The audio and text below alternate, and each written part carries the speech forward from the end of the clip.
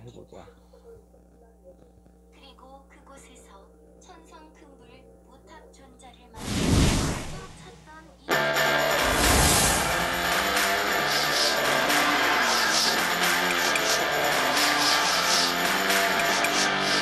뭔디 신선이로군. 먼저 현 뭔데 전생의 원수와 형제가 되어 앞으로도 많은 애군이 있겠다. 애군이라니 구체적으로 알려주실 수는 없습니까? 그러나 보탑 존자는 그저 옅은 미소를 지으며 모호하게 답할 뿐이었다. 그 모든 애군 후에 끝내 원한을 풀 수 있으리라. 한편 궁에 남아있던 항이는 점점 불안해졌다. 동생이 성을 떠난 지 이제 반년 정도 지났는데 그가 정말로 약을 구해오면 어쩌나 싶었다. 안 그래도 아버지께서는 늘 정말로 약을 구해오는 날에는 주머 내 입지는 좁아지고 말겠지. 그는 동생을 마중 나가겠다며 군사를 이끌고 바다로 나섰다. 그리고 어느 섬에 배를 정박하고 동생의 배가 지나가길 기다렸다. 성인은 일영주를 구하고 기쁜 마음으로 선원들과 고국으로 향하고 있었다. 그러던 중 어느 섬을 지나다가 자신을 부르는 형의 목소리를 들었다. 아우야, 나다, 형이다. 형님! 성인은 기쁜 마음으로 배를 세우고 내리면서 형에게 말했다. 형님, 제가 어머니의 병을 고칠 수 있는 일영주를 구했습니다. 그러자 항이는 묘한 표정을 짓더니 이렇게 말하는 것이었다. 성이야, 네가 비록 내 소중한 동생이지만 너의 이런 배은망덕한 행동을 그냥 넘어갈 수는 없겠구나. 너는 어찌 병든 어머니를 구하겠다고 집을 떠나놓고 엉뚱하게 불도에 빠져 가족을 잊을 수 있느냐? 예? 형님, 그게 무슨 말씀이십니까? 어머니께서 천하의 불효자 너를 보신다면 병이 낫기는커녕 더 심해지고 말 것이다. 그러니 너는 지금 이곳에서 물에 빠져 너의 아들 된 도리를 다하거라. 형님? 무슨 말인지 이해가 되지 않습니다. 그러자 항이는 마침내 칼을 빼들고 말했다. 네 놈이 이렇게나 눈치가 없으니 결국 내 손으로 직접 해결할 수밖에 없구나. 그리고 항이는 빼든 칼로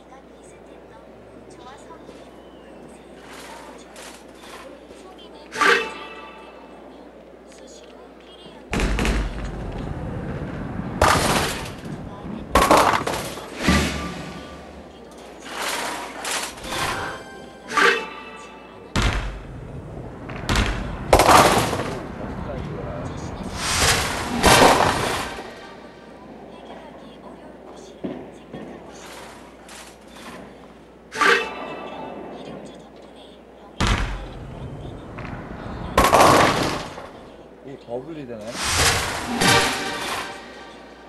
그토록 효성이 지금 성이가 자신을 원한다는 사실을 의심하고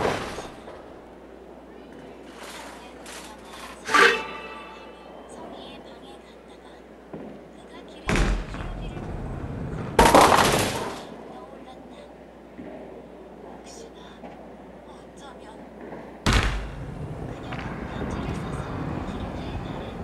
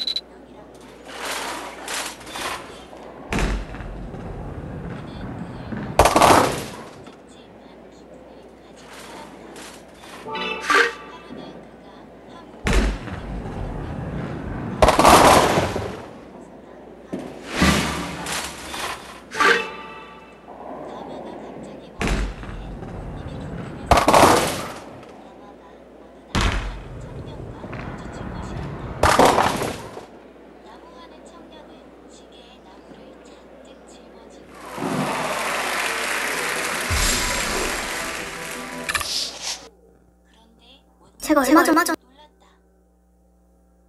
아니, 저 녀석의 관상 좀 보라. 관상을 보니 내가 저놈한테 죽겠구나. 원님이 보기에 나무꾼 청년이 훗날 암행어사가 될 관상이었던 것이다. 비록 지금은 남루한 나무꾼이지만 관상상으로 앞날이 창창해 보였다. 언젠가 청년은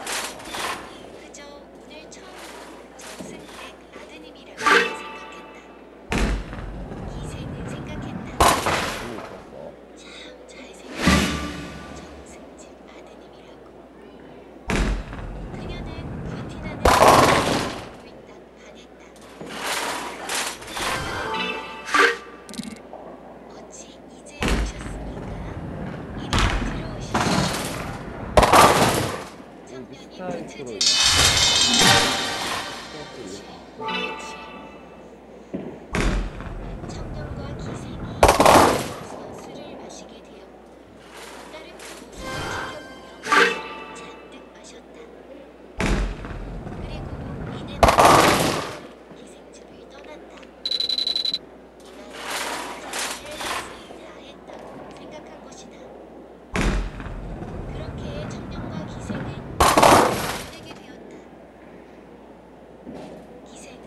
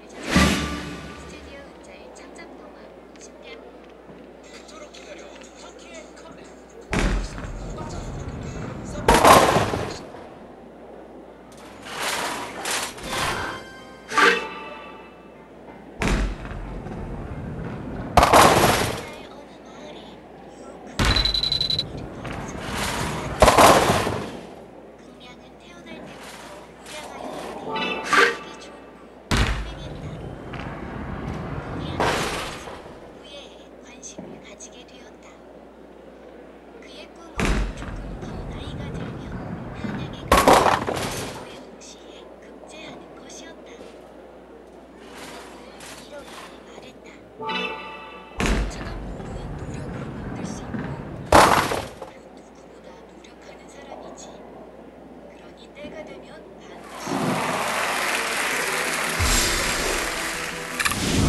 낮에는 농사일을 활쏘기를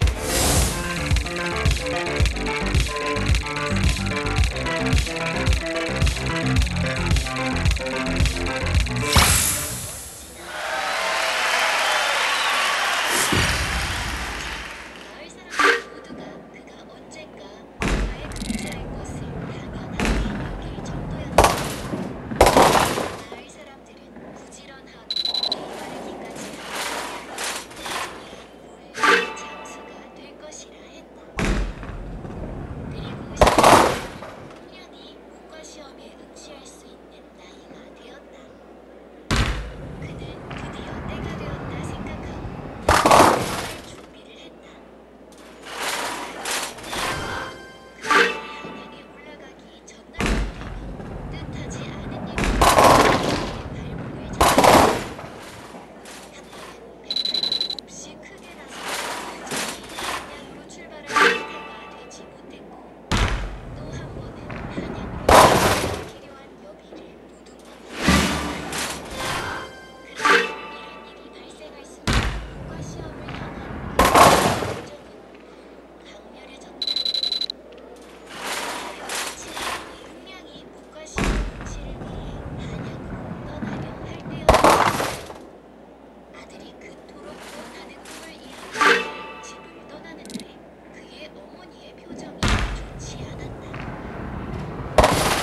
흥량에게 이렇게 말했다. 한양에 가지 않으면 안 되겠네. 내 꿈자리가 없어서 말이다. 금량의 어머니는 평소 금량에게 반대하는